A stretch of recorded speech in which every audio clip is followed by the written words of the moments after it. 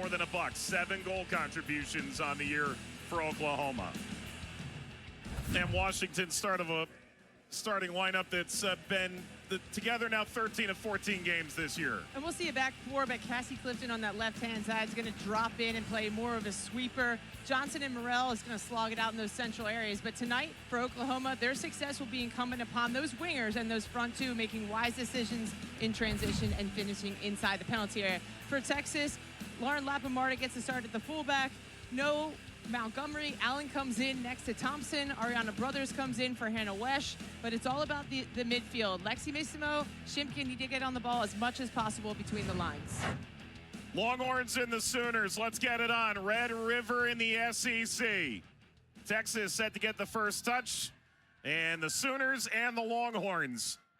An enormous game in the SEC standings underway in Austin.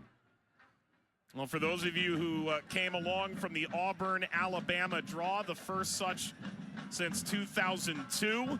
Hopefully we get a winner tonight. There hasn't been a draw in this rivalry since 2017. Ball lofted across, and Duffy able to keep this from going over the line.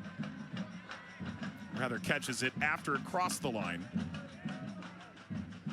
You and I were just looking. 2002 was a long time ago. For a moment like this? No, a moment like that. Duffy sends it away.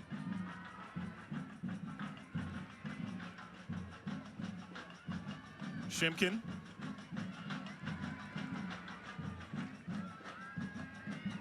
Here's Washington. Oklahoma just 4 points through 5 games, although that puts them in a massive logjam that would see them into Pensacola in the SEC tournament should the season end midway through. Of course, it doesn't. Texas, 7 points through 5 games. There's Matt Mott, year number 2 at the helm for the Sooners, trying to get them into the NCAA tournament for the first time in the last 8 seasons. Led Ole Miss, previously an assistant at Texas as well. Long and storied career that's seen numerous appearances, not only in the SEC tournament, the NCAA tournament. Certainly knows how to turn a program around. Do you think if these two teams make it back to the beach in SEC tournament that we should have a welcome home party for them? Sounds right. Yeah, let's do that.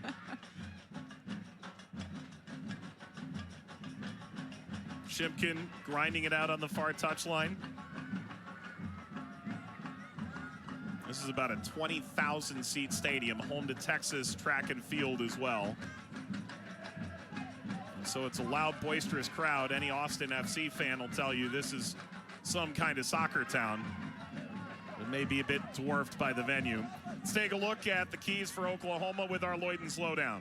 Well, tonight, Oklahoma's going to want to disrupt Texas possession, get on that front foot. They have to do it from a vertically compact and horizontally compact defensive line so that their midfield doesn't get stretched out. And when they do cause those turnovers, they have to be really, really wise and prudent in transition. They don't want to waste those opportunities to have possession.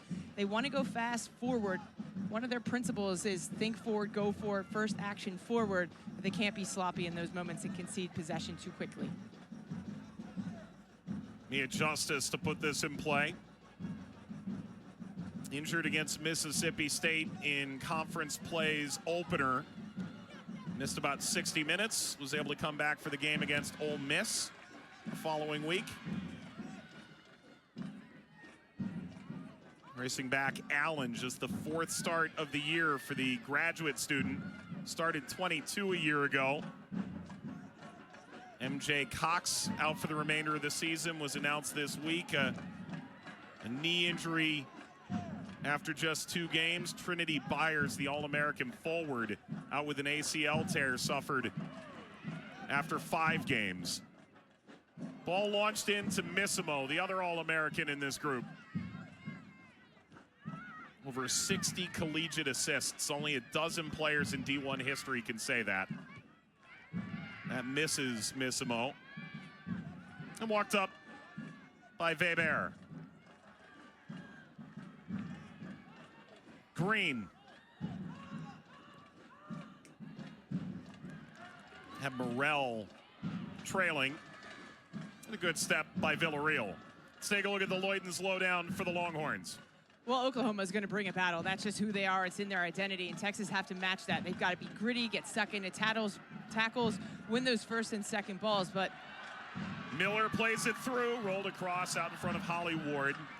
But Texas not only wants to bring the physicality, but physicality is really amplified when the game is slower. So they want to bump up the tempo and go quick, just like they do here. Missimo in behind, looking for Holly Ward, just can't quite connect. The service isn't there. Holly Ward putting pressure between those two center backs. Missimo 4 assists. That's a Texas record in the 2021 meeting between these teams. A 4-3 victory for the Longhorns. That's more of what I'm looking for from this Texas team is, yes, can they move the ball quickly in their tempo? And that will help them rely on their technique and their game intelligence, which really can pull apart Oklahoma's back 3 or 4 at times in the player-for-player marking. Trio of options centrally. Talk about getting stuck in right at the edge of the penalty area. Pounded away by Clifton.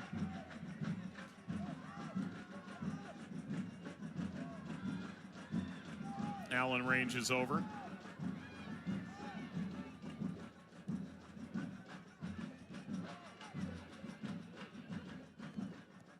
Haugen ranged, unable to maintain. Washington on the run.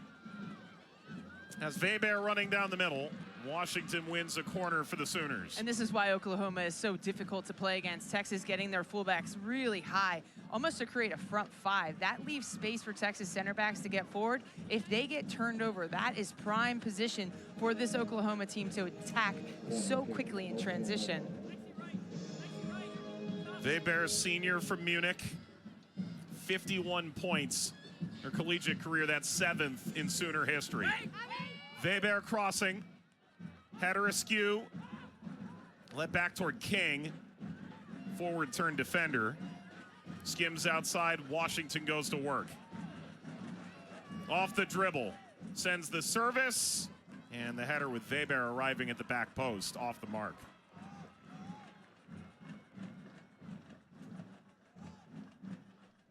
Angela Kelly, 13th year for Texas, but no stranger to the SEC, a dozen years at Tennessee. Byers out for the year. You can tell for Ange Kelly, brought back every starter, one of 2 teams in the country who could make that claim. But when you lose MJ Cox in the back and Byers up front, you're going to have to find a way to do this by committee in a way that Texas didn't anticipate. Let's not forget 3 weeks ago, this is a team that was ranked in the top 10.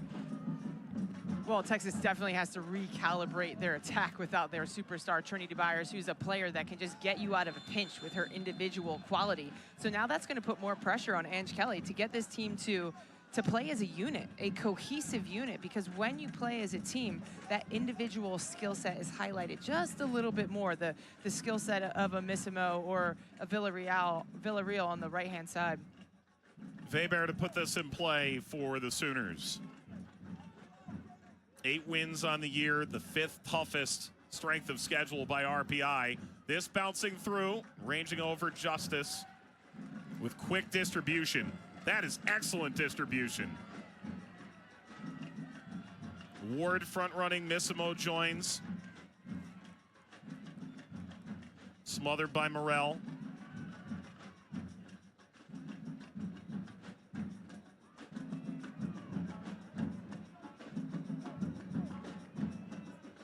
Lapa Marta, every game on campus, and today game 92. That's a Longhorn record.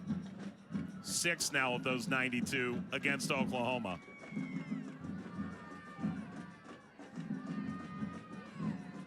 Haugen, the former Georgia Bulldog. Ward turning. Haugen, part of the SEC championship team a year ago for the Dogs before transferring. Ball bounds away to Washington. Most creative, ample dribbler, and able to play this forward to Green. Long run up from King. Seeking, and it's going to take a lot more than that to trouble Mia Justice. Well, those are the kind of services, though, that Meredith King are looking for from that fullback position. She likes to get higher up and aid not only in the attack, but the counter press, because this is an Oklahoma team that wants to establish territorial control. When King gets into that advanced half space, she's looking for those diagonal passes for the blind side running on the weak side back post.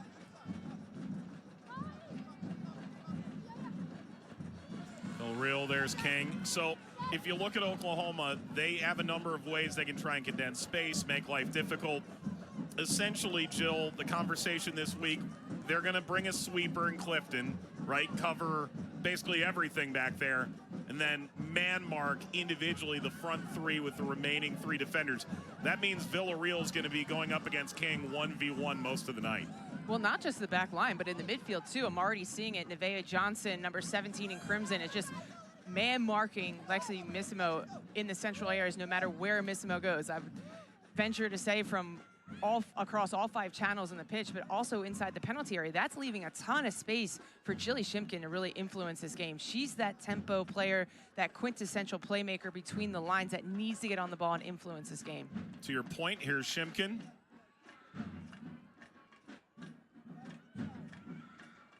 Brothers. Now, you spoke pregame once we saw the lineup. Wesh, doubtful to play tonight. This into the feet of Missimo. Out wide to Ward. Sending for Villarreal. Tried to backshift that. Knew there was support coming. Instead, Oklahoma on the run.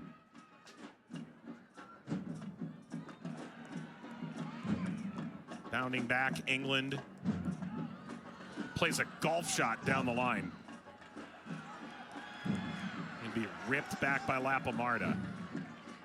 But that's a tough gig tonight in central midfield for Brothers because they really leave that 6 to operate in their lonesome and holding midfield. Texas play with those 2 attacking midfielders who really have creative license to go wherever to wander to impact this game. That leaves Brothers all alone in that single pivot to help in the rest defense. But this is also an Oklahoma team that feels comfortable being on the front foot, putting pressure on Texas backline to stop and build out.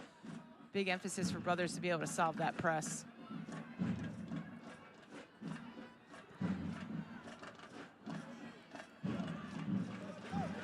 King slides right by Villarreal.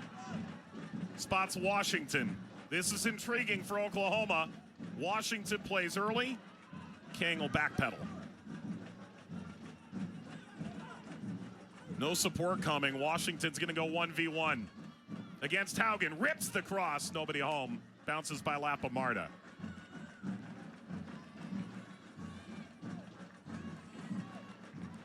Alexis Washington, every time she gets the ball, I'm like on the tip of my toes, like what's gonna happen? This is gonna be exciting. She's gonna run at the back line. What's gonna happen? Is there gonna be coverage from Texas's back line? Right now, they're not providing Haugen any coverage. So if Alexis Washington can beat that initial fullback, there's gonna be space for her to get her head up and pick out a pass in a central area.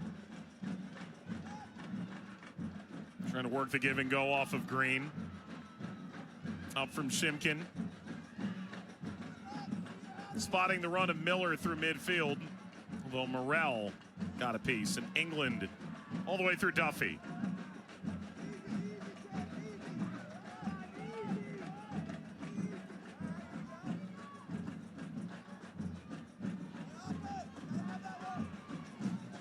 Do you feel like you need a button right here to just be your voice to say, and Morrell snuffs out another one. True and Morrell enough. wins the second ball. Well, that's the kind of thing you'd find in a true command center. How about our Week 7 SEC Network Saturday football lineup? The Football Command Center is up. Presentation of South Carolina and 7th-ranked Alabama, noon Eastern, 11 a.m. Central. Then at 4:15 Eastern, 3:15 Central, 5th-ranked Georgia hosting Mississippi State. Cap the night with Vandy and Kentucky at 7:45. Each game also available on the ESPN app, so you can watch anywhere.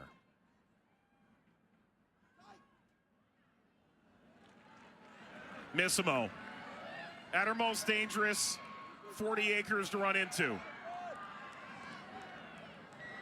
Ton of English on this. Finally, Clifton up to the task. Texas retain.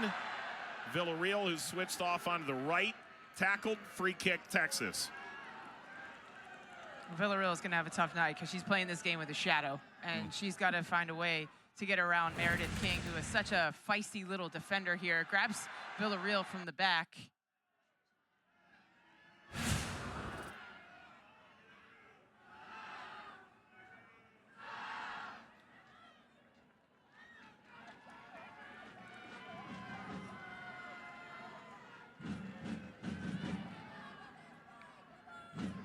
Missimo program record in points, 22 on the season. 161 now in her illustrious career.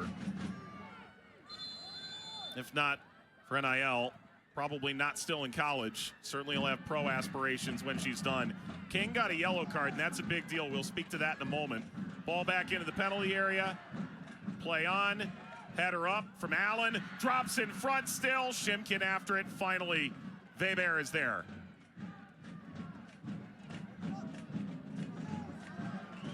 So King picks up her second yellow card of the season.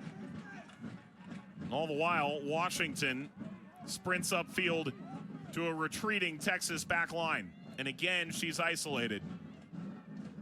Washington dances, plays early. You want to see her take that on, right? Get to the end line. She doesn't need to necessarily beat Haugen, but just that 1 foot of space in front of Haugen to get that service and whip it across the face and really see if she can tease out the goalkeeper. And it's in this area that is so unclear. If the defender gets it, if the goalkeeper gets it, and this is an Oklahoma team that wants to create chaos. That's the kind of chaos that they look to profit from. And if Allen takes 1 false step outside, right? It's those little minute differences that allow that service area to land. Absolutely, and she has to vary up. Alexis Washington has to vary up. Do I serve it early around Haugen, or I try to get around her so that I can get faced up and find that pass? Use a little bit of deception, disguise with her eyes to be able to target, more of a target pass rather than a cross inside the penalty area. Junior from San Antonio, looking to set the Oklahoma assist record. And at this rate, appears we'll have ample opportunity to do so. Haugen playing down the line. Shimkin is switched with Villarreal. Those 2 winger positions, looking for different matchups. Brothers plays ahead. Lapham Marta full speed. Plays across toward Ward.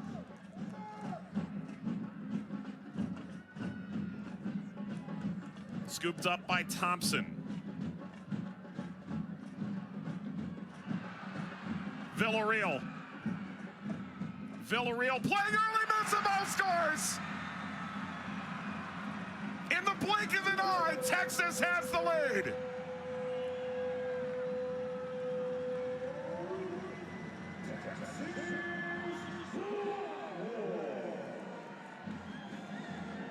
And this was always going to be the avenue that Texas found a breakthrough against this Oklahoma side. It was going to be from the wide channels. It's initially the ball from Villarreal, who picks it up here from Thompson. And the way that she faces up, look, the way that she receives that, faces up, gets around the edge. Villarreal then around King, drives into the penalty area. And what a delightful ball with Lexi Missimo. It's a fantastic goal from Texas, and one way that they can continue to break down this Oklahoma team who pull out so many players in central areas in that player-for-player defensive system. 6th assist of the year for Villarreal. A little bit of the beneficiary of a ball that bounced by. A little push to King. Swerves in behind and finds Missimo for her 8th goal of the season. As you saw, the first in nearly a month.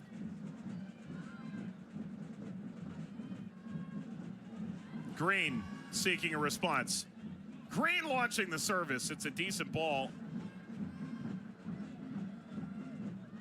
Down to the backside.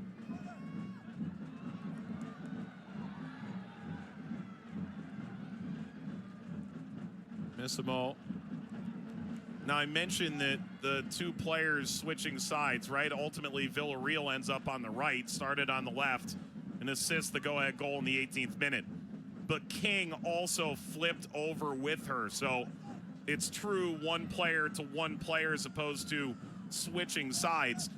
But then King gets that yellow card, right? And so man marking is a fun idea until you no longer have the ability to make that one critical mistake without costing yourself a second yellow and an ejection. Well, man-to-man is really a simple concept. Everybody has an assignment. You stay with your assignment. You maintain as close as proximity to your assigned player as possible to deny them time and space on the ball. The problem is, yes, you can use that to neutralize maybe a standout significant threat, but it is physically taxing to just shadow a player across the entire field, and this is where it can become problematic. One misstep there, and now King has no coverage. Villarreal is driving inside the penalty area with enough time to get her find out and pick the highest of value pass there to Lexi Misimo in front of goal. Oh, brothers, that was slick. Ultimately, this a goal kick. And I'm thinking about it, right? Matias Almeida, who was at Chivas and eventually San Jose Earthquakes, was full man marking from one end line to the other and won CONCACAF Champions League that way. So we've seen it at a really high level. How common is playing that style, whether it's I mean, you texted our group this week and just said, so Oklahoma's playing with a sweeper, so that's something. Just to put that in a little bit of context, is I haven't played a sweeper probably since I was like 12 in rec soccer. But we played a sweeper, and I'm like, I need to learn a little bit more about this. And all the articles that I was reading about a sweeper were from like 15 years ago, and actually originated in the 1960s.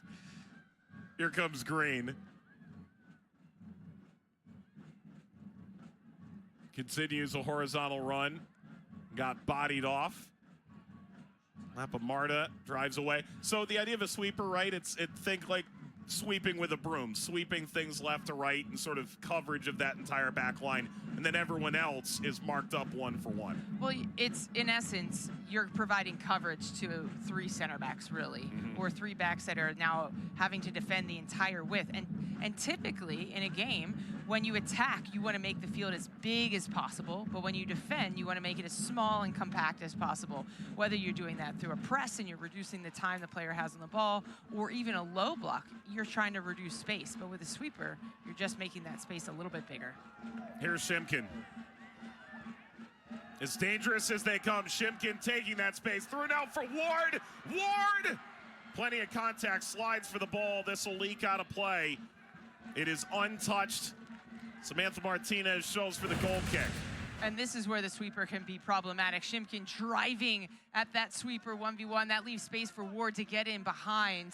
And it's Caroline Duffy who comes out very aggressive. Washington backtracking to get pressure on the ball to make that finish difficult. That's kind of where you would have a goalkeeper that would be then responsible to protect that area and play a more high aggressive line. Now, it's not right or wrong. It's just the way that you want to interpret the game that suits the needs of your players that you have available to you. That's not Caroline Duffy. She's a very reactionary goalkeeper. She wants to sit a little bit further back and shot stop from distance, which she is very, very good at.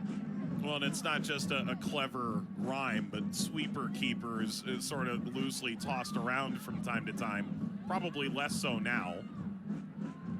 Yeah, it's just part of your responsibilities. It's just part of the way that a lot of teams like to play with those high center backs, aggressive counter pressing, and the goalkeeper then becomes responsible for really stalling counterattacks in central spaces high up the field.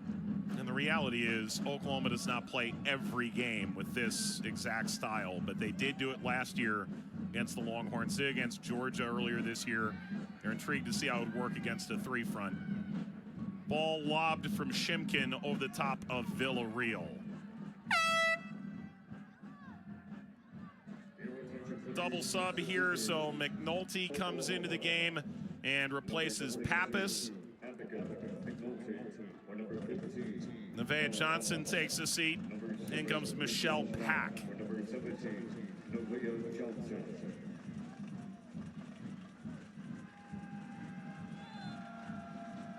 Hey, every Saturday, Marty and McGee and SEC Nation get you ready for football. SEC game previews, the latest news from around the conference. This week, the guys are in Dallas for Red River rivalry.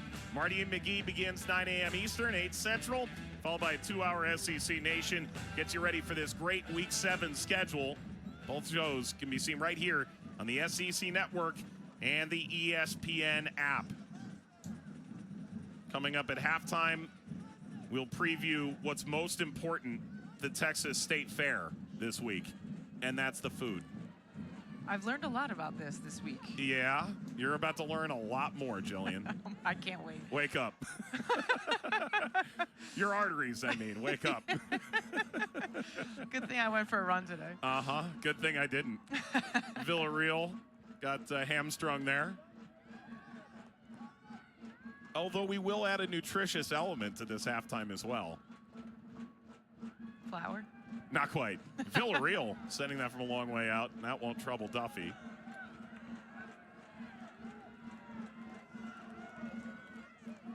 We're going to go with 2 opaque liquids. We're going to go with grease and frying oil, and we're going to go with apple juice. Okay. What do those have to do with one another? Absolutely nothing. You'll find but you'll out. get, yeah. Mm-hmm. And so will I. Yeah, that's At right. the same time as you. Duffy sends it away, the junior from Maryland. Freshman year at Duke. And the unquestioned starter this year for the Sooners.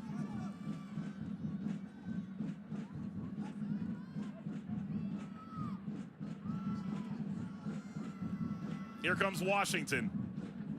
Pirouettes free.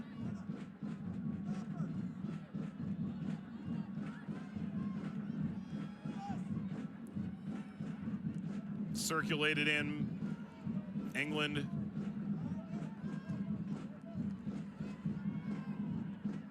The time that Alexis Washington receives the ball and the runs is so important. If you watch her, when she has the ball, she's going to get her head up. She wants to take that separating touch to get around the edge of the fullbacks. As soon as the players inside the penalty area see that head up motion, that's when they need to be making those blindside runs, those runs darting into the near post to support Washington from a more central position, because right now it's very static in front of goal, and that is making it very easy for Texas to defend those runs in the box. And is this something, right, it's the chicken and the egg? Are they reading off Washington, or should Washington be reading off the runs? They have to read off of Washington, because if Washington doesn't have space to serve it, the run doesn't matter. She needs to find a pocket. As soon as she gets that head up, like she's looking like she's going to take that player on 1v1, she gives a lot of Heather O'Reilly vibes. Slow down, get the defender to slow down, take that one big touch and a quick acceleration and tremendous energy to get around the edge. That's that moment for that little shifty double movement, that dart, that change of pace to get away from your defender inside the area. Well, that's a big name to toss out there, huh? Very, very much giving Heather O'Reilly. Yeah. She had that go-to move that it fooled defenders every time. Just a change of pace to freeze them. And as soon as their feet got stuck, boom, that's one touch. And she used her acceleration to get around the edge better than anyone in the game at her time. Noted Zach Brown band lover, Heyo. It's until you do karaoke that you don't really understand just how great Heather O'Reilly is. You think you know, but you don't. Not until you play TST with Heather O'Reilly. True enough. Do you really know. You two spent basically the entire tournament standing next to each other on the sideline. There's a lot of camera pans. Oh, goodness. Sebastian Salazar was going, hey, there they are again.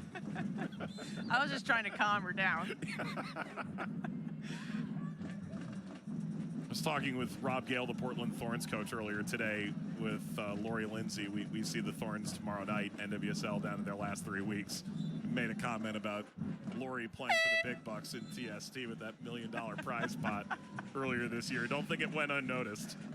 We were just more of the coaches from the sideline. Yep. Just trying to tell everyone to take a breath. Not next year. You're going in. Here's Maloof for Shimkin. You think Shimkin is chronically underrated, and that's saying something. I just think there's a lot of big personalities on this Texas team that kind of eclipse her contribution in the midfield. McNulty was coming after it, and Brothers launches away. But she can be that tempo player, and she wants the ball to her feet. She uses the touches, she adds some disguise. She's a high touch frequency player that wants to orchestrate and dictate that tempo, and that her ability between the lines draws pressure to herself, and that can unlock players in behind. Fantastic fashioning of a final pass as well. And a little grimace there, not the proper noun, the verb.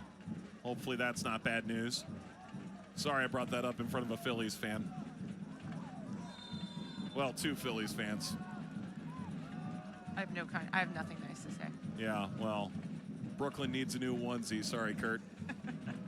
Our statistician has a 6-year-old baby that didn't understand the pain of being a Philadelphia sports fan until this week. Starts early. She's got a lifetime. Yeah, that's right. That's right. Welcome to pain. Duffy will send this away. Mike Watts, Jill Lloyden in Austin, Texas. A 1-0 lead. Lexi Missimo, 52nd career goal, ties Trinity Byers for most in Longhorn history. Came in the 18th minute, assisted by Villarreal. Both these teams have ambition to make the tournament this year, not just SEC, but NCAA. Texas, top 10 earlier this season, have dealt with a rash of injuries.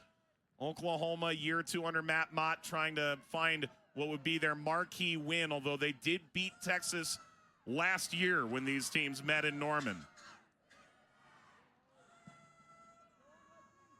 To do that under the lights on the road and in such a critical juncture of the SEC season, probably be the biggest victory of the young Mott era. But a long way to go to hope for that. Top of the 18, spinning effort back and a looping header that Justice will take down. There's more support back there. I think the Sooners were aware.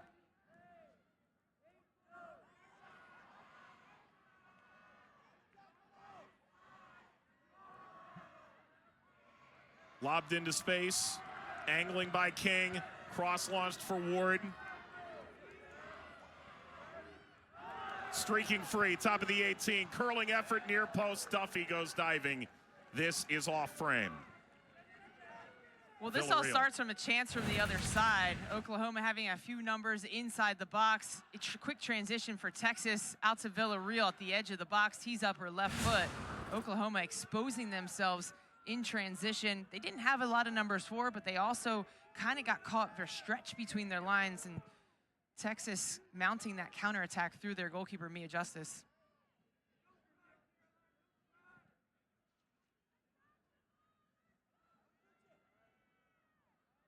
Maloof. The tackle was Aloof.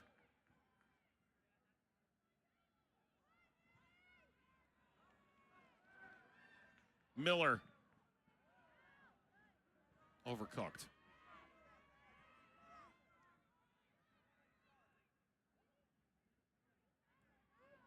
Washington.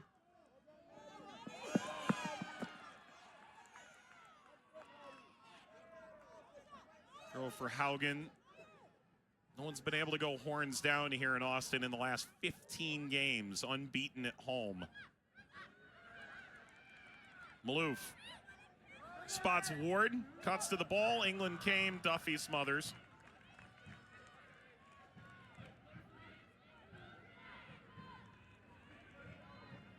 Duffy sending the team away. Oklahoma 8-0-1 this year when they score first.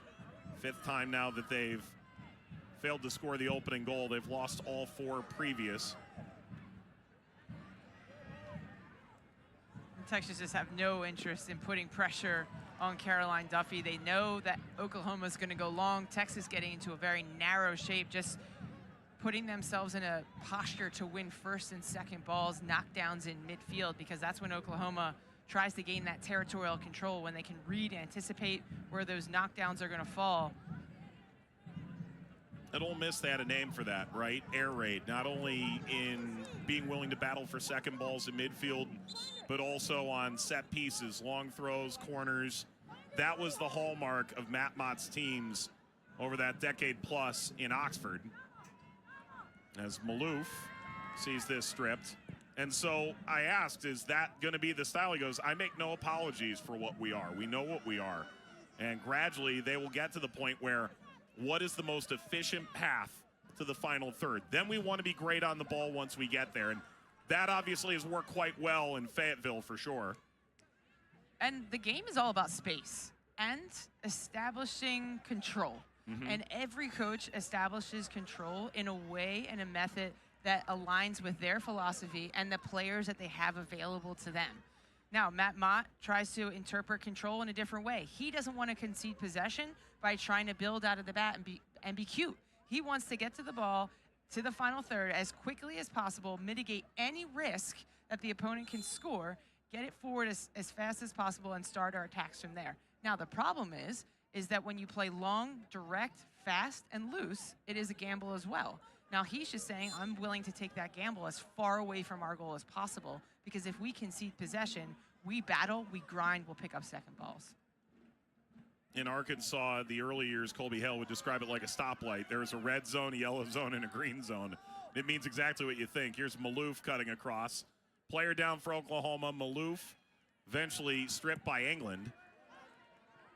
And I think Colby Hale has been the coach that has really challenged my way of thinking, because I really appreciate teams that tactically have an identity, that try to break teams down with a lot of passes and possession and beauty and artistry.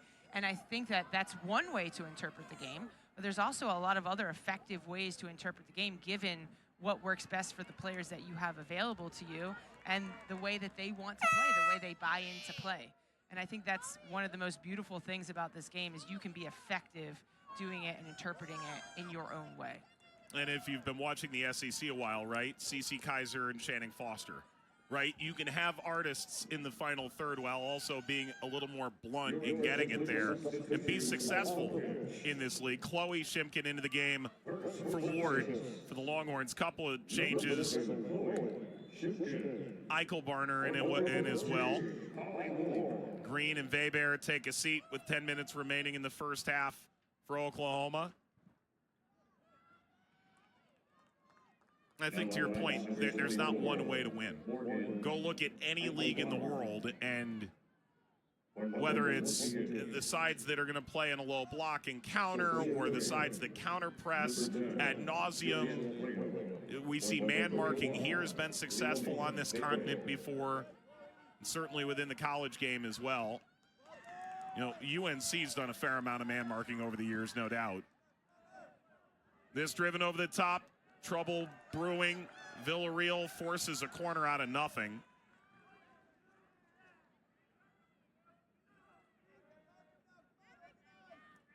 To close that point, Matt Mott said, I can guarantee you none of our goals this year have been because we turned it over with our center backs. And that is mitigating your risk. True enough. You are establishing, you are going to control that area of the pitch as best as you can and make sure that you don't have any mistakes that lead to goals in your build-out. Missimo, goal 52 of a remarkable career. Offers service. The goal came in the 18th. Texas trying to double their money before the break. Miller, Deeks, drives. Short of Villarreal. And suddenly enticing here. 5 crimson shirts flocking in unison. 6 back for the Longhorns. A jagged run in from Washington, stabbed away. Support trailing. This is a tag contemplative, and eventually outside, there's Washington. Tried to angle at the end line, out for a throw.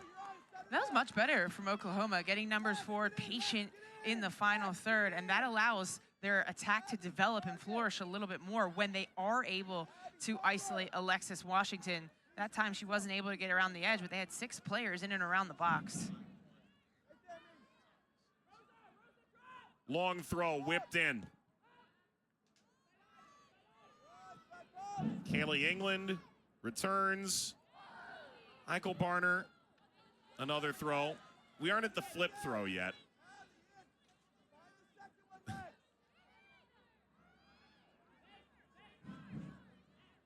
That became a staple of Ole Miss games.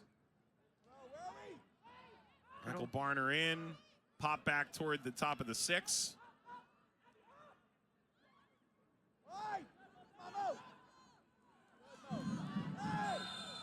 And that's a foul. Free kick here for Oklahoma at the cusp of the final third.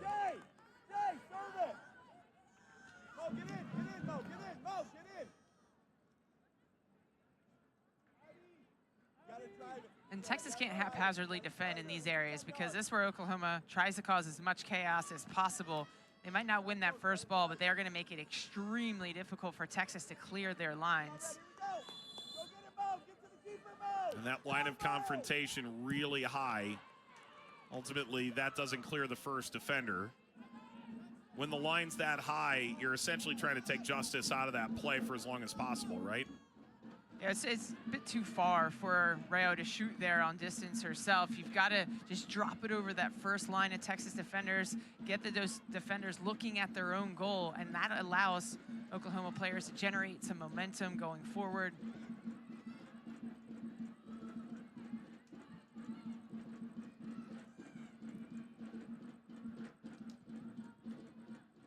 Rolled over by Thompson.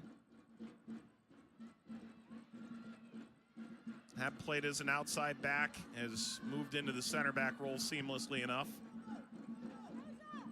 Allen. Haugen. Touched back by Shimkin. Brothers.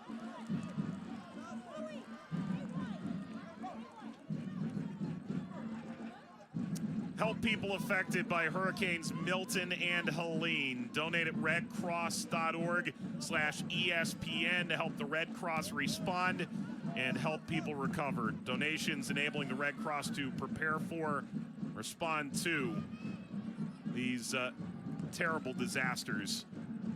redcross.org/ESPN, or you can scan the QR code on your screen.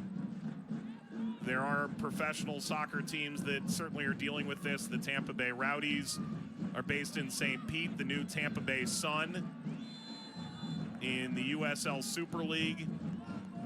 I've got Orlando tomorrow night. I've spoken with Seb Hines, the head coach there. The new Shield winners in the NWSL, they vacated Orlando on Monday to go to Portland and evade the hurricane that ripped through Central Florida over these past few days.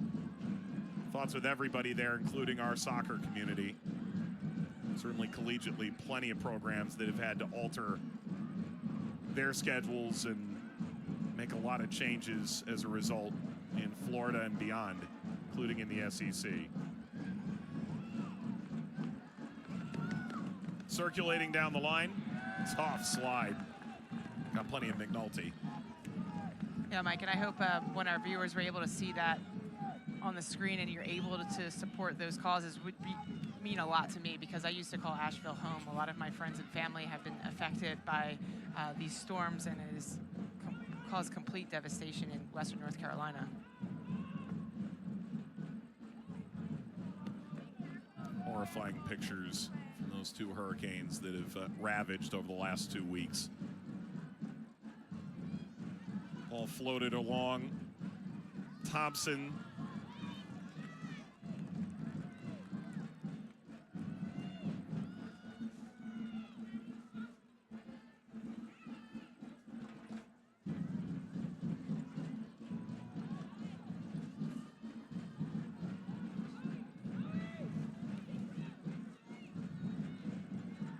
About 3 minutes to play in this opening half. Whoa, whoa, whoa. Samantha Martinez is a professional, all right? Back up.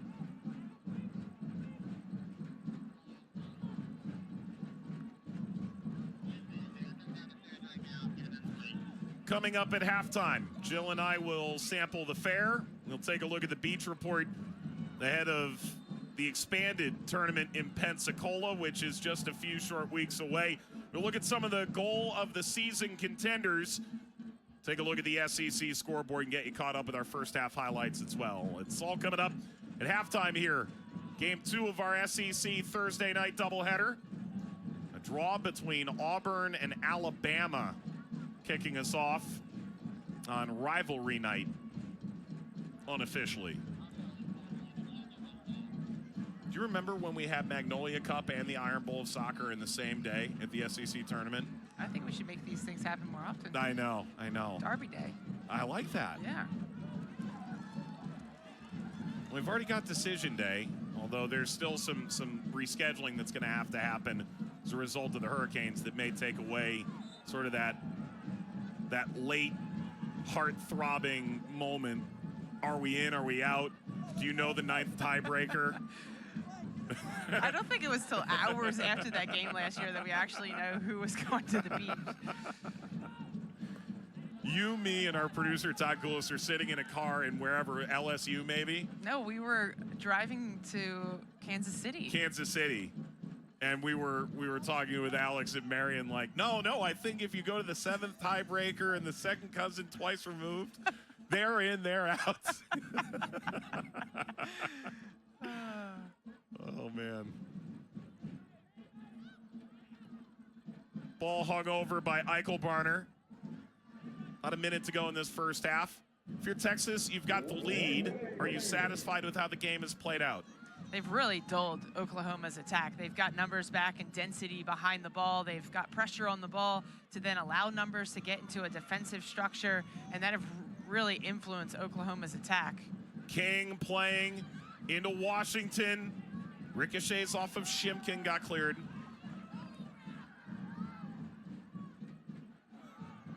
Oklahoma hasn't put anything on target yet. Well, they've found the occasional 1v1 off that right side. They've yet to really make it sing for them. Long run for McNulty.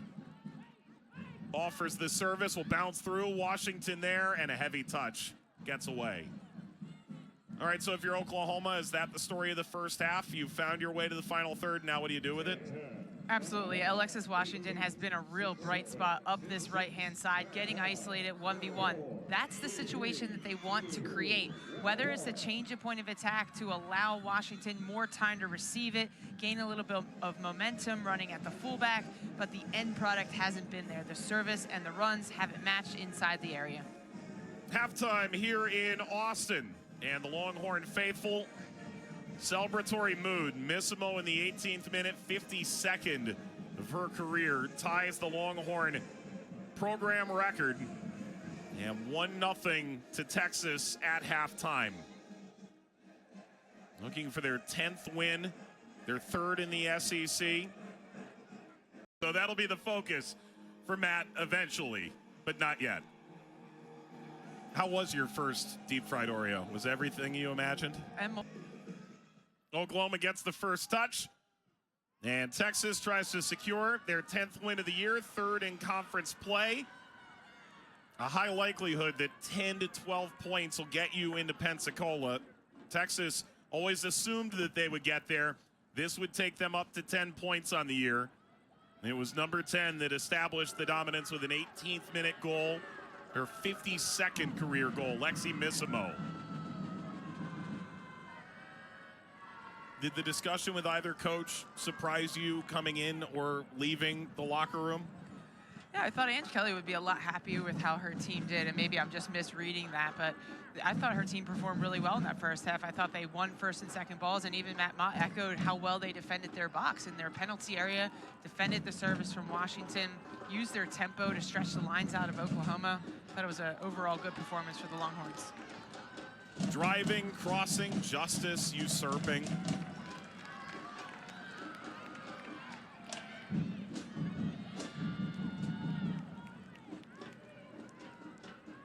And also what Matt Mott said, he said we need a few more passes. And he's absolutely right, because this is a Texas team that now has earned the right to play on the counter and has earned the right to sit back a little bit deeper as well and defend. So Oklahoma is going to have to figure out some different ways besides just in transition moments to break down this Texas back line. Only 6 total shots in this game. Green dispossessed.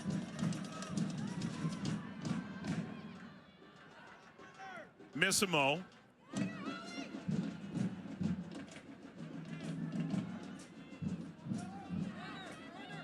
Shimkin against England. Goes for goal. Duffy corrals. That's simple in the end. I like that opportunity from Shimkin, and this is a player who has an eye for it. Dribbling at that back line, creates a separation in a central area, opens up her foot, tries to place it around Caroline Duffy in the back corner, just doesn't have enough pace behind it.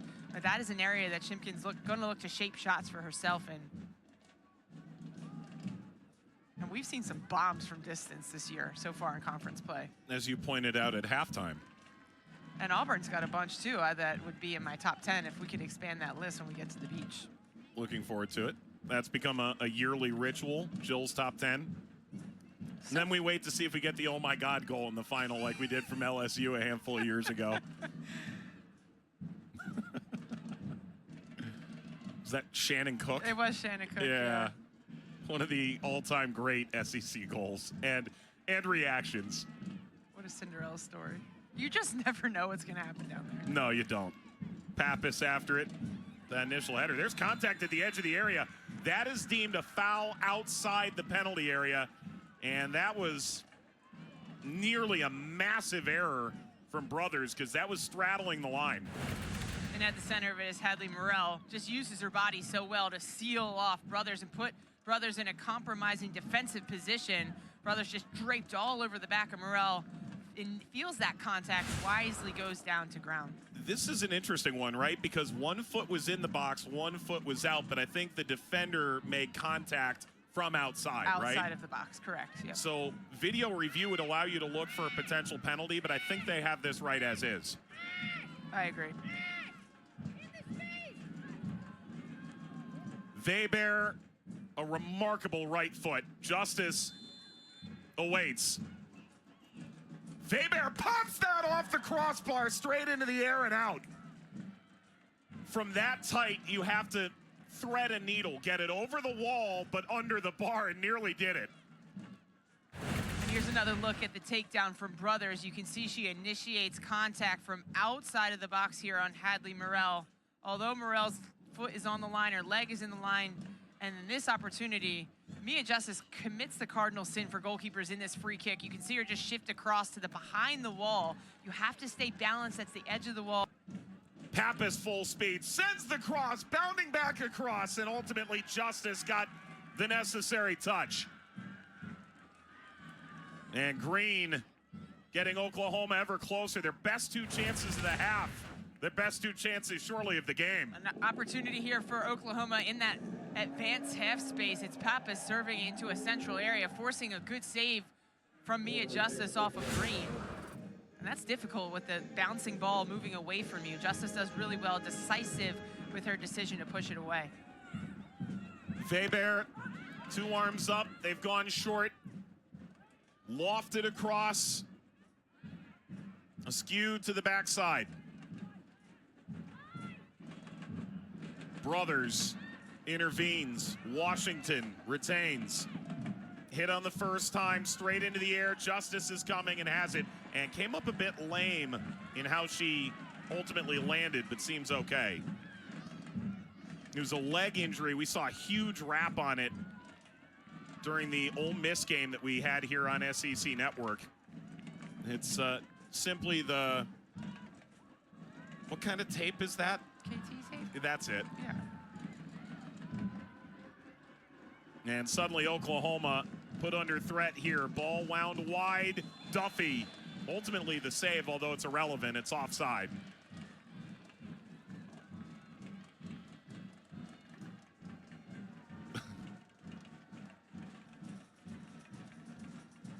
Oklahoma just 3 first-half shots. They've already got 2 out of the break. You know, it's such a large venue here, but they've got the 4 sets of bleachers around either goal for students to make their voice heard a little bit more closely by the goalkeepers. And their sign game is strong. There was nothing worse to play away in front of a crowd in a stadium that had bleachers behind the goal, and the fans would just heckle you for 90-plus minutes. Jeff Attinella told me, and Ricky Lopez-Espin as well, that UConn was the worst they ever dealt with. You were in the Big East. Is that accurate? No, West Virginia, by far the worst, by far. They didn't sit right behind the bleachers, but what they screamed from the stands was offensive. And they were all the leftovers on Sunday from the football game on Saturday. There is an element of just being happy that they showed up, but then there's the other side of that. This caroms off of England. Texas Soccer sends a special shout out to Texas Samba and Austin State. Angela Kelly said this was going to be a battle. Every game is a battle. 12 plus years in the SEC, 130th game that she's coached in the conference, only 5 times as she lost back-to-back games. Texas coming off can only be described as a real shocker. 2-1 at Florida last time out. Not that they didn't have their chances to win that game. There's the run-in to Pensacola for them. They'll see the reigning champion of the SEC on the road, LSU, extraordinarily difficult place to play. Arkansas was ranked first in the country just a week ago. We'll see all those games on SEC Network Plus on the ESPN app. Playing with your food a bit there, Ward ultimately did get a cross away. England as far as Miller.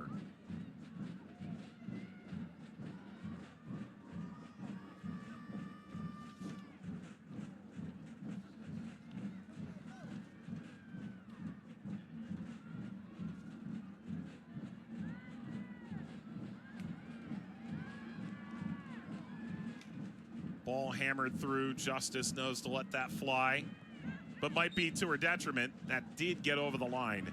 We can tell you that the college hoop season is right around the corner. And tomorrow, SEC Network, be at Rupp Arena. It's Kentucky's 9th annual Big Blue Madness.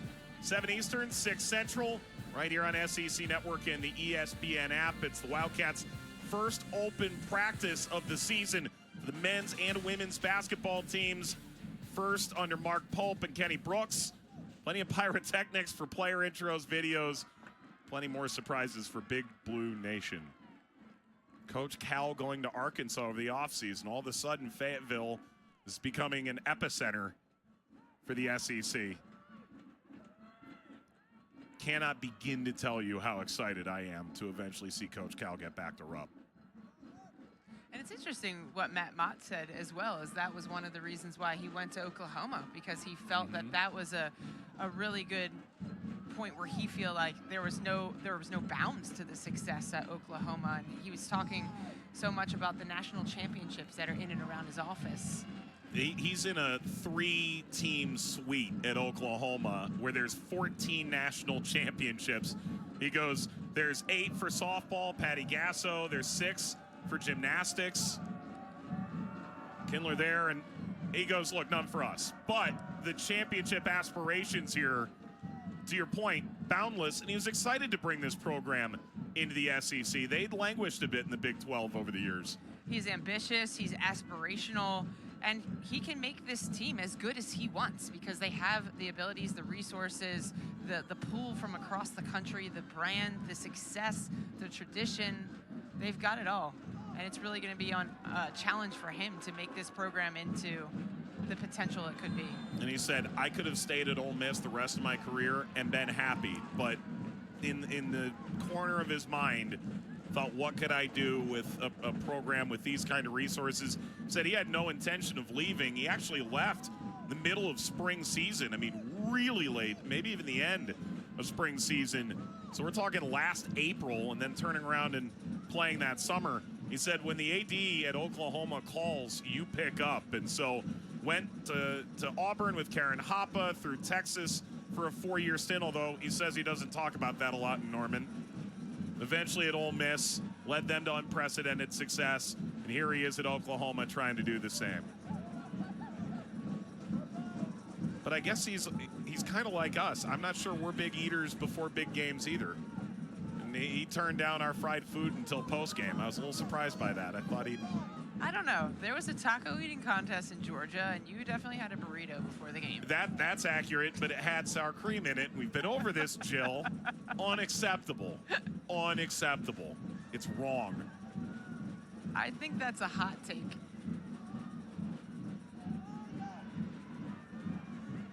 Winding through midfield. Finally, a denial because Miller was totally unimpeded. Morrell sends out to halfway. The mistake was the meal we sent, it was juiceless, therefore.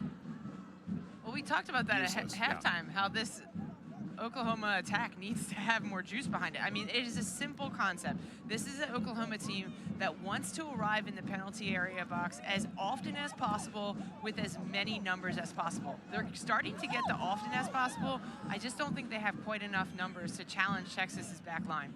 Lapamarta going inside here. Shimkin full speed ahead. Through for Lapamarta. Lapamarta off the post. It wouldn't have counted. It was offside.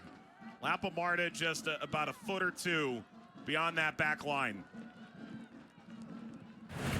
Beautiful build-up play here from Texas, isolating Lapamarta into Shimkin, back out to Lapamarta as she gets around the edge. Just marginally offside there for the fullback. But good 1-2 combination. The drive of Shimkin to draw pressure, to open up that space in the advanced half area inside the penalty area.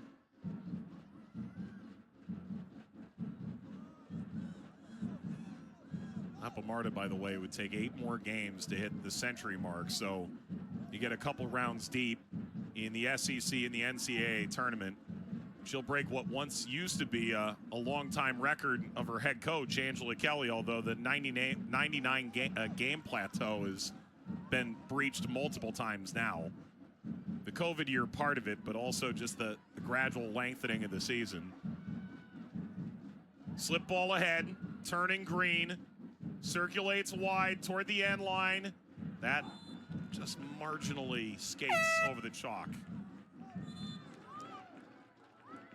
McNulty returns for Washington as the Sooners making a couple of adjustments here. Look at Michelle Packin as well for Johnson, sub we saw in the first half. You think for Oklahoma down the stretch, after what Arkansas just did to Tennessee today, I don't know that anyone wants to be on Colby Hale's tracks right now. The hailstorm arrives in Norman on Sunday. Then Oklahoma suddenly has this gap, right? 3 teams that have been near the basement of the SEC the last few years. If you're Oklahoma, even if you walk out of these next 2 games at 1-5-1, there are a ton of points on the table for you to get in to Pensacola right at the end of the year. You never want to be the team that has to face Arkansas after a loss, and that's what happened to Tennessee tonight. Oklahoma has a tall task in playing that Arkansas team, but they also have opportunity, not only to refine their style, to challenge, to have more confidence in the way that they can compete, but also three teams underneath of them in the standings right now that not only could there be a lot of points on the table, like you said, Mike, but an opportunity to gain confidence going into potentially Pensacola. The red line right now sits at 6 points. Texas came into the game with 7. Oklahoma came in with 4. And it's an unbalanced schedule, right? If you're Oklahoma, you're going, well, the worst of it is over once you get past game 7, and you might look at your record and go, the season's cooked. If you got in those 3 games at the start and you finish 2-0-1, 3-0-0, get multiple results, you go, wow, that's going to propel us forward. So if you're Oklahoma, don't get caught on the record just yet. If you're Texas, there's a likelihood tonight you win this game, you go to 3-2-1, you're probably in the 12-team field with 1 more result of any kind over the final 4 games, win or draw, the way the season's broken out to this point. Shimkin, ball chested down, Ward. Uh-oh. This is a fun little tactical ballet I'm watching over here with Shimkin. Jilly Shimkin's drifting out wide because she wants to pick up the ball in less congested areas where she can receive the ball faced up and then drive central. We've talked about her ability to unleash shots from distance, but also fashion those final passes in behind. Receiving out wide, driving centrally is going to afford her those opportunities. Band hard at work. Less than half an hour to play here. Of course, we talk about the SEC tournament with the 2 new additions here. 12 of 16 are going to go to Pensacola. 4 now get the bye instead of 6. Missimo. Missimo, whip for goal. Duffy denies what would be the Longhorn record. Looking for number 53, and that's the first time that Missimo has been totally left unmarked. Well, Clifton slides across, realizes that there's no pressure on the ball. She's the last player in that sweeper position, slides across, gets pressure on the ball, makes it obvious here. makes the goal smaller. Caroline Duffy comes out aggressive, very in control of her body, gets set, reacts really well. Quick down to her right to put that out for a corner. Second corner of the game, Missimo. Near post, skitters out of play. And they'll try it again. That was a defensive touch.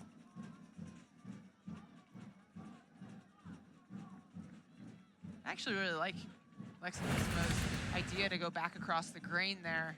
Here she delivers into that near post, but difficult for a goalkeeper when they're having to move from left to right, get set in balance, and go back where they came from. Missimo swings over Duffy. Cleared high.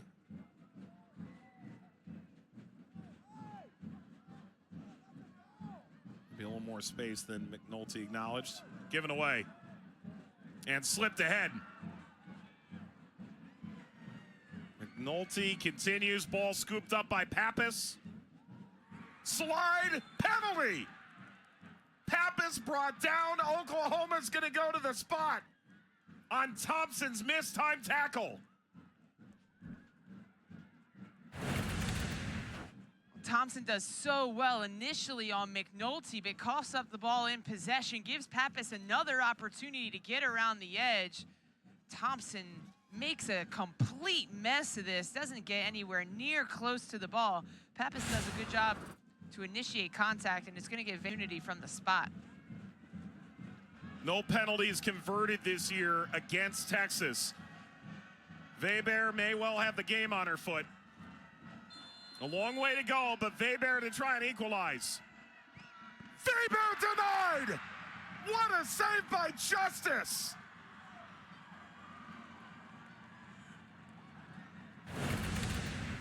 And here's a look back at the takedown. Thompson here just mistimes this one, gets it all wrong.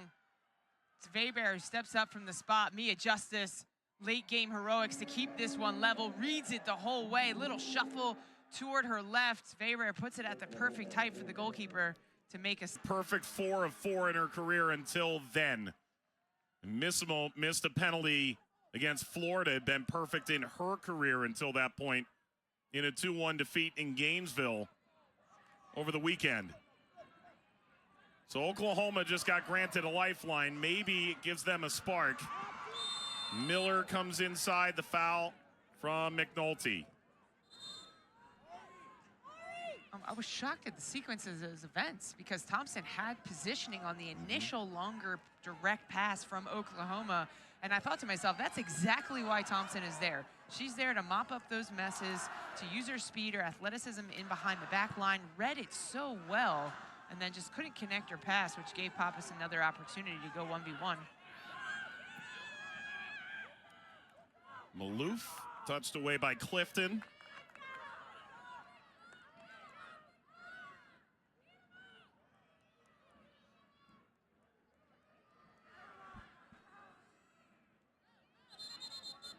Shimkin wanted to throw. Samantha Martinez has stopped play.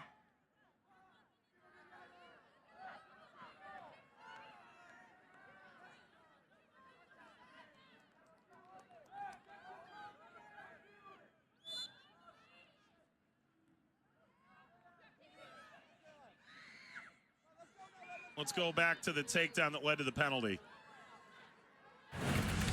Well, here's the initial ball. Thompson has position on McNulty here, and she gets around the edge and whiffs, and that provides another opportunity for Pappas to go 1v1, then makes another mistake, doubles down, leaves her feet too early, clips Pappas.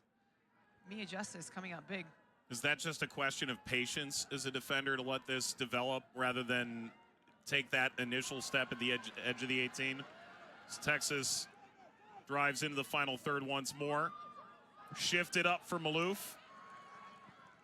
Sometimes you just get caught up in the heat of the moment, and it becomes emotional. And when you allow, as your defender or as a goalkeeper, your emotions to make your decisions, that's when you're in trouble. You need to rely on your instincts. If your instincts are to go down to ground to win the ball because you think you can get it, great, because that's what you're trusted for, and that's why you're in that position. But if it's an emotional one in a rivalry where you just made a mistake, which then afforded another opportunity, that's where attackers are going to have you in their back pocket. Weber, the return here to Pack. It was a 2-woman game there for a moment. 20 yards out, blasted toward frame. Justice, that's simple enough. Unless we forget, Thompson, not always a center back within this group, has played as an outside back, and you go for that as an outside back, and you're not going to pay the same price. Absolutely, and you have to be so much more careful when you're in that center back position, because every single decision that you make, on the ball, off the ball, your positioning, your body shape is just highlighted. Every mistake, you have such small margins to make mistakes in this game, and of course, as a goalkeeper or center back, those mistakes are very aware and very apparent to everyone. It's the second most unforgiving position in the sport. Yeah, a striker misses a shot, and they're like, "Oh, it's unlucky." Uh-huh. You make that mistake, and everyone's looking down the line like, "Hey, what's going on?" Uh-huh. Ball whipped across. That's going to fall at the spot. Justice again. Turns away Morel. Oh, that had a ton of juice. Justice, 2 enormous saves for the Longhorns. Well, this is Mia Justice's X factor. She is an excellent shot stopper, one of the best in the country. King getting high from that fullback position, gets her head up, picks that pass, wonderful pass into Morel, making that late surging run out of midfield. Morel gets all of it, struck that so sweetly, forced a brilliant save, close range shot stopping save, which Mia Justice had little time to react to. Morel, 5 career goals. None would have been sweeter than that. No one does the dirty work more. This did not go over the line. I think Justice thought that was going to be a goal kick. Justice now 5 saves tonight, 2 really exquisite. 1 from the spot off a dead ball, 1 from the spot, very much a live ball. You know, Justice went in the portal at Florida State, split some time with Christina Roque, who's playing professionally now. 6 starts for the Seminoles, part of a national championship team. Said she knew that Texas was ever so close to having that. And when Ange Kelly called when she entered the portal, became very clear very quickly this would be an ideal home. Perhaps her side in trouble again. Good call. Keeps Thompson off. And it's a no-brainer for Mia Justice because of the quality of goalkeeper coach that they have here at Texas in Ben Munger. He's one of the best young coaches in our country. I've said this time and time again, but this is as long as he's here, Texas is going to have a quality, well-rounded goalkeeper who can not only protect the goal but starts the attack.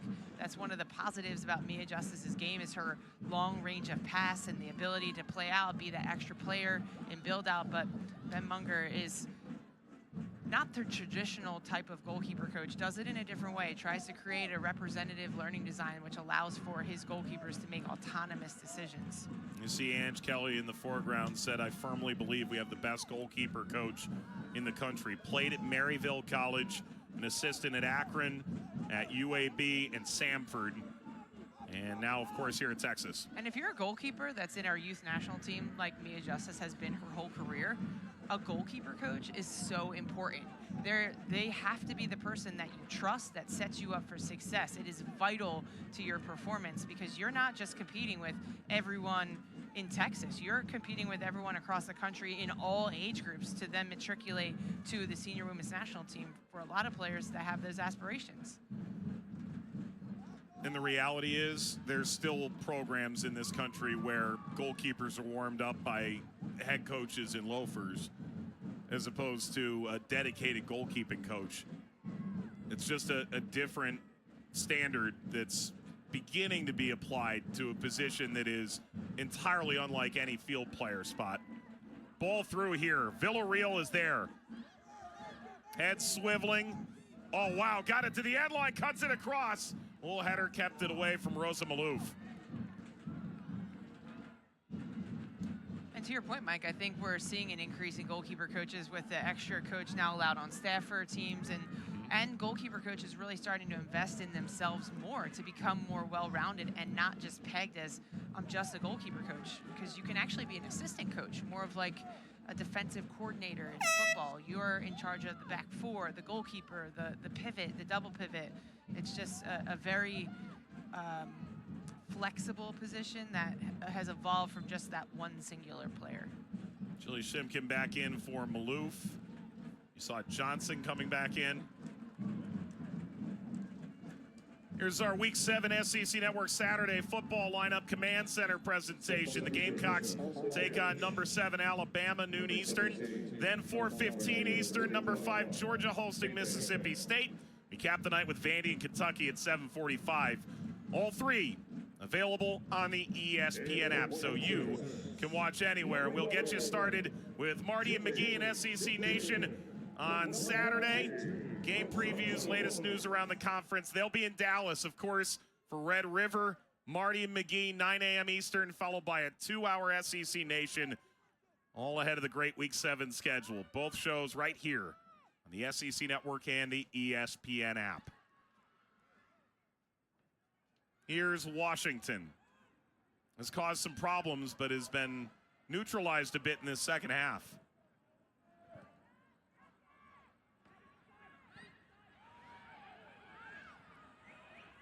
Play on, and you know, with the player reaching down toward her head, I'm a little surprised that continued. Nevertheless, Morrell's back up. Seems good to go. Double teamed, leads to a corner.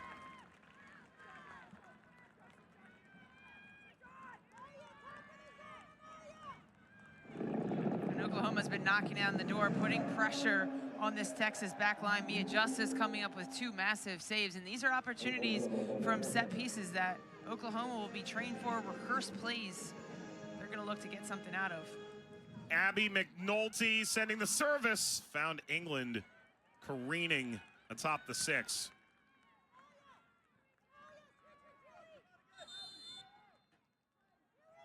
In the right spot. Program record for starts at Oklahoma. It's number 86.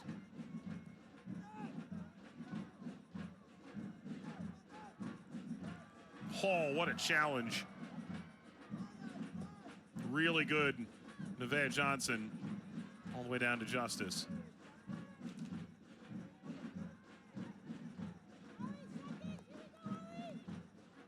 And those are the moments that Oklahoma are going to want to be a bit more calculated with. You can't just be sending balls into behind Texas back line when the goalkeeper is connected in that central area. You're just naturally giving the ball away. Can Oklahoma build a little bit more and put pressure on this Texas back line? Ask some questions. Villarreal sends Duffy waving.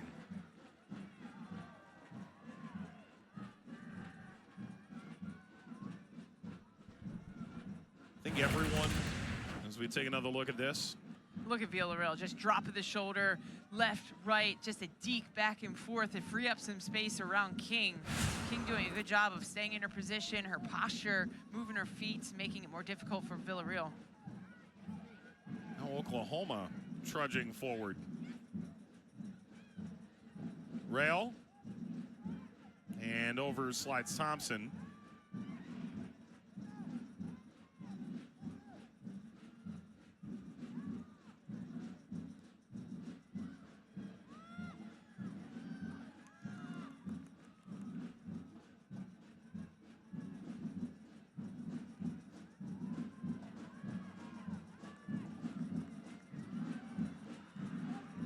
Morrell chasing Justice.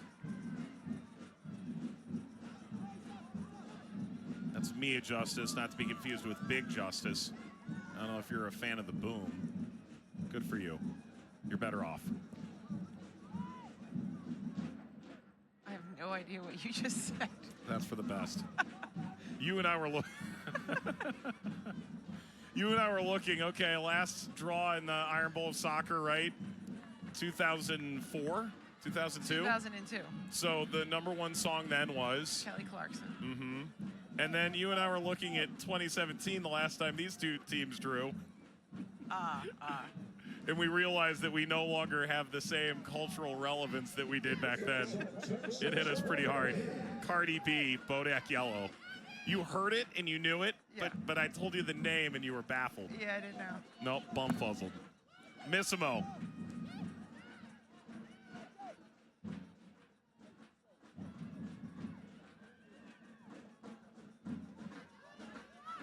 Texas take a little sting out of this game. Missimo Shimkin.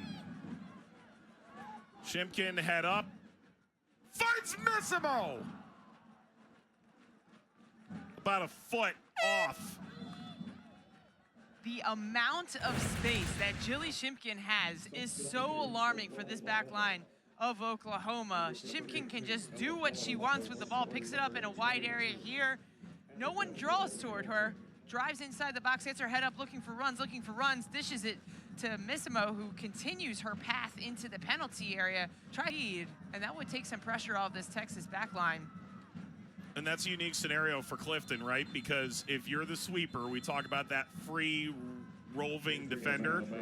You're thinking, wait, whose mark is that? And why is there no one closing that down? Do I leave? If I do, who's coming? Ultimately, the answer was Missimo, of all people. Well, that's the benefit of the movement. We talked about it from the top. One of the keys for this Texas team was to keep it mobile, and that's Jilly Shimkin, who's a midfielder. Alexa Missimo, they were out in the wide channel, and that draws pressure out into that wide space, leaving pockets in central areas. That time, no one went with Jilly Shimkin because it is so exhausting to just follow someone around for a complete 90 minutes all over the field. And now Texas starting to take advantage of that, and they even could use it a little bit more right now. They've got 12 minutes left in this match. They could keep possession, make Oklahoma run a little bit more, and try to control this one to the end. And Texas has only been running about 14 field players deep the last few weeks.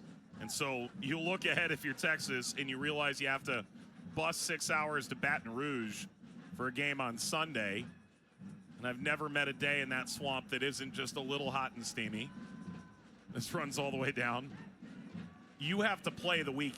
You can't just play the game. That's the nature of conference play. And so if you can hold the ball right these last 12 minutes, make Oklahoma do the running, you're going to put yourself in a really good spot even with a shorter bench. Circulating around, Oklahoma might have something here. Ball drops down and sent away by Ashlyn Miller. Exactly. It's such a great point there with the skinny roster that Texas has available to them right now that they're using. This is a direct Oklahoma team that, one, puts you in those long foot races in behind back lines, which you don't want to have to do if you're a defender, and two, puts you into aerial duels, which you also don't want to have to compete with, especially with such a skinny roster in the back line. Miller trailing away. Oklahoma will pick this off. A bit heavy from Pack. England had some unexpected company. Lifted forward by Pappas. That'll be a throw.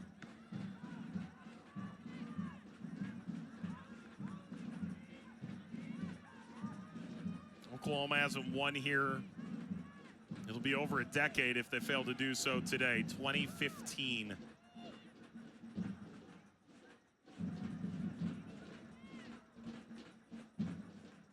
Matt Mott shouting instruction. Back to Pappas. Offers the service. Justice upended by Green.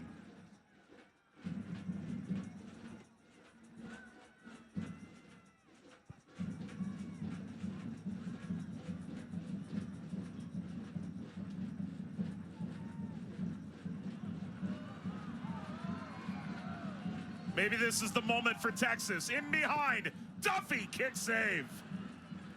Tremendous moment to deny Ward.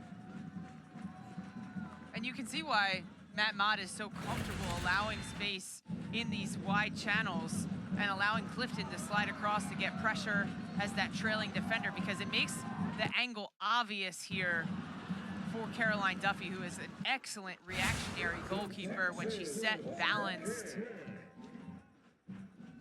She's come up with 2 or 3 of those saves tonight. Has kept Oklahoma in it. Under 10 minutes to play.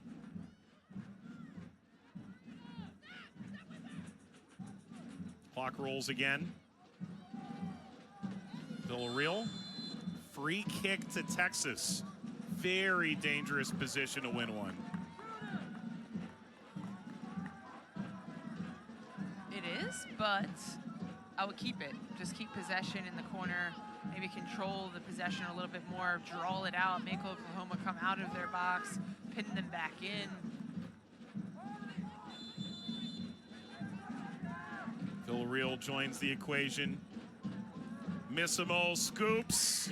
Duffy has it. And that's the worst case scenario because now the goalkeeper had the ball and could run forward and start a counterattack for a team that's what they try to do every time they have the ball. And she'll carry this forward off the dribble. Send it 70 yards.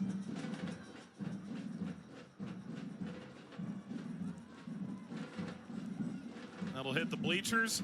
Join us on Sunday, more SEC women's soccer, ESPNU. Jill and I have Auburn traveling to Knoxville to take on Tennessee at 2 p.m. Eastern.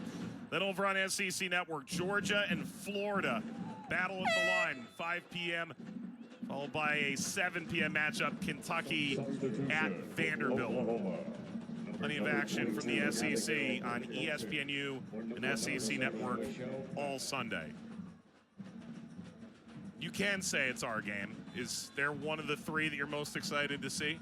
Yeah, I'm excited about that Tennessee-Auburn game. Tennessee is going to want to have a quick rebound after their loss against Arkansas, and Auburn is just a team that has surprised so many people this season with an abundance of talent on all lines. Missimo, that pops free.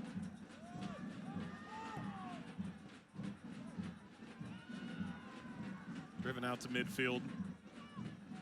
That Tennessee team is basically a complete remake. Big portal presence. By the way, Top Drawer Soccer released their top 100 mid-season. Current Florida State, former Tennessee player in the top 5. And Huff. Tankersley in the top 10 from the SEC. If you had to pick someone from Mississippi State who finished in the top 10, there's a couple good options there.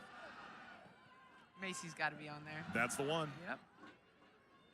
I mean, she's who I'd want on my team. Yep.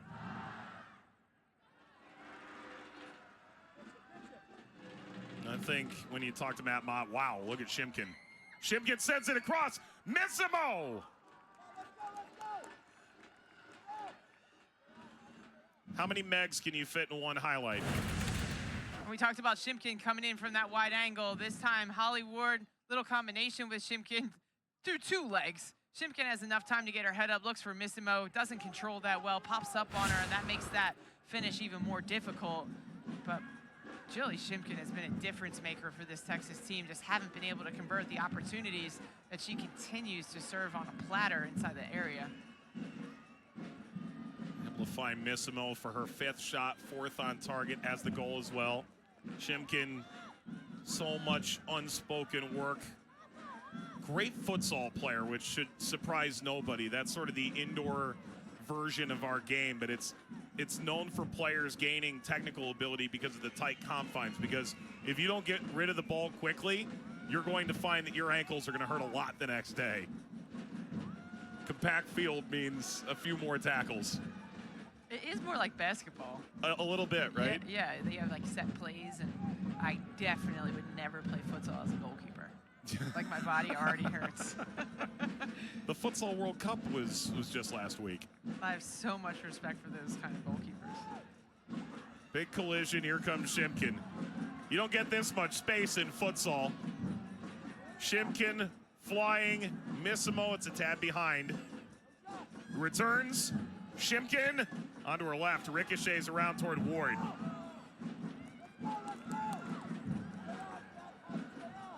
Five minutes for Oklahoma to find an equalizer, maybe more. Texas has told us 2 losses feels like 10. Frustrated by the way they fell to Florida, looking to rebound against their biggest rival. I'm just waiting for them to play a little bit more grown-up football right now. They have the result in their hands. Can they control it out and dictate the tempo for the last 5? Look at Hookham go. You know, that always struck me. There we go. This ain't a bongo. Come on, Hookham. Is this your first rodeo?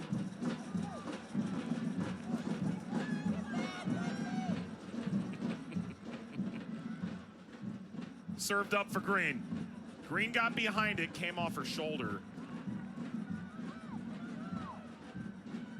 Don't act like you've got better rhythm than Hookham. I never saw a bull that could play the drums.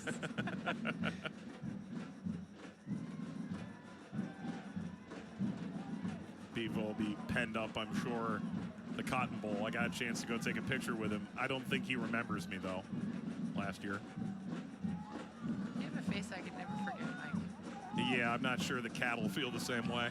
But that doesn't mean I'm any less of a cow. Speared on by England.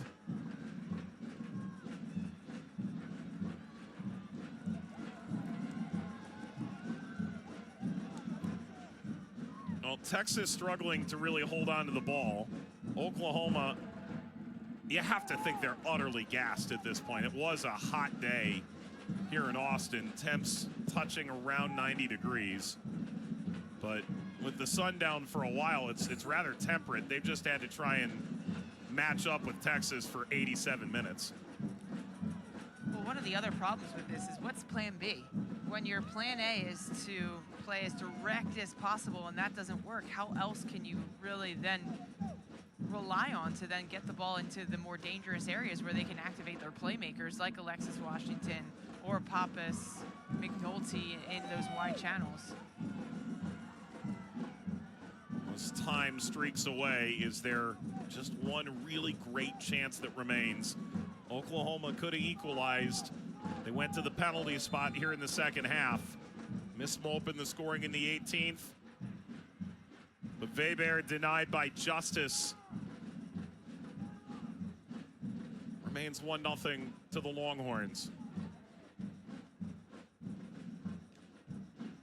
A little home cooking. There was no ball in the same area code. Now the Sooners have it.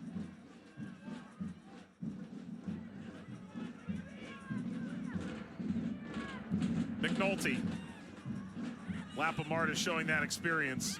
In McNulty's pocket again. That's got Jill clapping. Clifton upfield. She's there again. She is so hard to get around.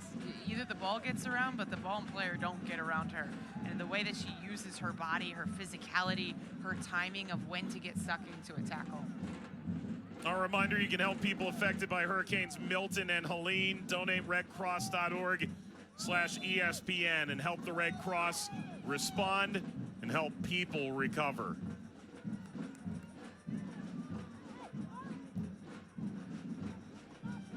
This game significant to the SEC standings, but nothing more important than that, surely. Lots of everyone from Florida to, as you mentioned earlier, heartbroken in North Carolina.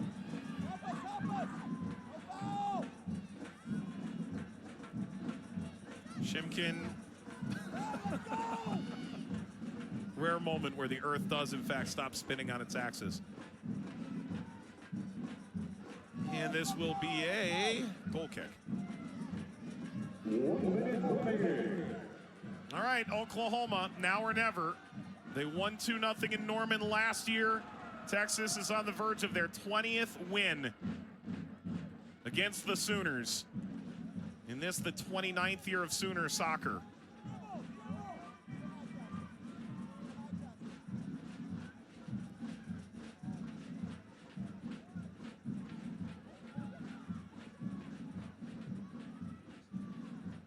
Lapamarta forward, works the give and go off of Ward, takes it to the corner with 20 seconds.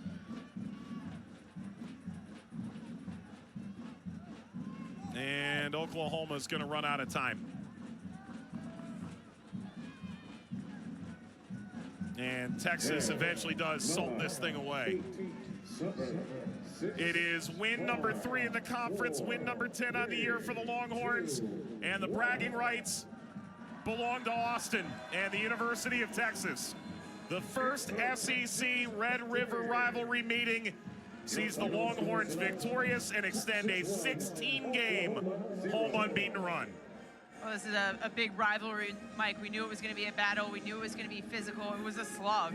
There was large periods of this game that Texas did control the tempo. They controlled the areas in which Oklahoma could possess the ball, but the hero of the night had to be Mia Justice, coming up with 2 massive saves, the penalty stop, and then Hadley Morell, that opportunity from about 10 yards out, close range reaction save from Mia Justice. Good win for the Longhorns in the end. And Justice makes the 1-goal stand. Who else? Lexi Missimo. It was good build-up play here through Lapamarta into Villarreal. Just uses her body so well to seal off King, penetrate into the area. You see her get her head up, looking for Missimo in front of goal. And that was a ball that demanded a finish out of Missimo.